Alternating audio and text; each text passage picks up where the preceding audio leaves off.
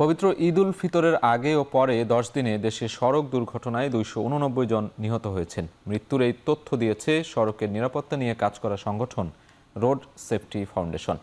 তাদের তথ্য অনুযায়ী 17 মার্চ থেকে 27 মার্চ ভোর পর্যন্ত দেশে 342টি সড়ক দুর্ঘটনা ঘটেছে।